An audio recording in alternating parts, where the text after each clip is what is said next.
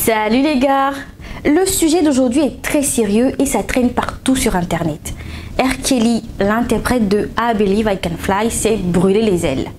Il a été reconnu coupable de crimes sexuels le 27 septembre. Et apparemment, il en faut plus pour mettre à mal la carrière musicale de cet ancien roi du R&B. Ah oui, parce que depuis le verdict, les ventes d'albums de R. Kelly ont explosé. Allez, on se pose, on actionne le chrono et c'est parti.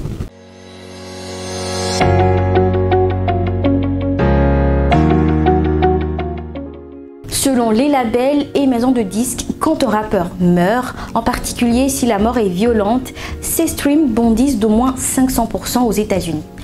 Visiblement, il est en train de se passer la même chose avec les streams du chanteur R. Kelly, mais lui, il n'est pas mort. Il a juste violé, agressé des filles, des femmes et des hommes. Bien que les morceaux de R. Kelly ne soient plus diffusés sur de nombreuses plateformes musicales dont YouTube, il semble que sa musique soit toujours autant appréciée. Les flux audio à la demande ont augmenté de 22%, les visionnages de ses clips vidéo de 23% et les téléchargements sont passés de 11,2 millions à 13,4 millions. En gros, c'est une augmentation de près de 517% de ses ventes. C'est énorme. Et ce n'est pas fini, R. Kelly bénéficie aussi d'un soutien sans faille de la part de nombreux de ses fans qui clament son innocence depuis le début de l'affaire. Vu le contexte, la situation est donc très gênante et paradoxale. Le rappeur a été reconnu coupable de plusieurs crimes dont extorsion, exploitation sexuelle de mineurs, enlèvement, corruption et travail forcé commis entre 1994 et 2018. En attendant de connaître sa peine définitive qui sera annoncée en mai 2022, R. Kelly restera évidemment incarcéré. Durant les 6 semaines de procès, 9 femmes et 2 hommes ont déclaré à la barre que R. Kelly avait abusé d'eux sexuellement. Ils ont décrit des viols, des prises de drogue forcées, des situations d'emprisonnement ou encore des faits de pédopornographie. Le rappeur déchu qui a toujours nié les faits s'est dit choqué par le verdict et est prêt à tout pour échapper à cette peine de prison. En réalité, il est prêt à balancer les noms de célébrités américaines qui auraient, comme lui, commis des crimes sexuels sur des mineurs. Une belle attitude, très courageuse, digne d'un innocent. Vous ne trouvez pas?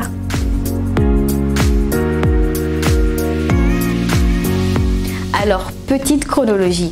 En 1994, le magazine Vibe fait état d'une licence de mariage illégale établie entre R. Kelly et la chanteuse Aaliyah qui avait alors 15 ans. 2 mois plus tard, le mariage est annulé sous la pression des parents d'Aaliyah.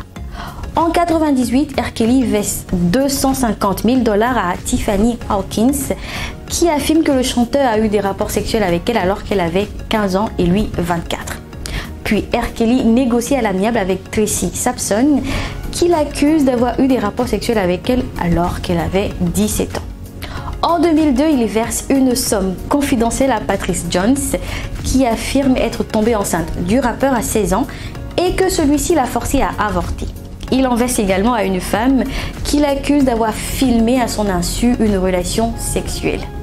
La même année, le Chicago Sun-Times reçoit une vidéo montrant R. Kelly en train d'avoir des relations sexuelles et d'uriner sur une mineure. Il est inculpé en juin 2002, mais le jury finit par le déclarer non coupable, citant l'impossibilité de vérifier l'âge et l'identité de la victime.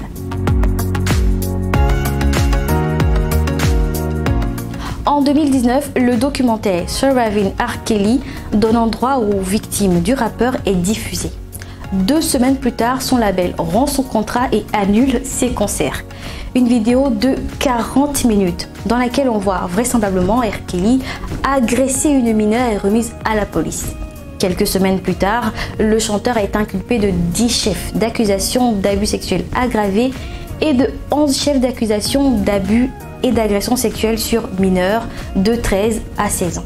Il sera mis en examen dans l'État de New York et dans l'Illinois par 2 procureurs fédéraux qui dénoncent aussi des transports de filles mineures entre les États pour des relations sexuelles illégales.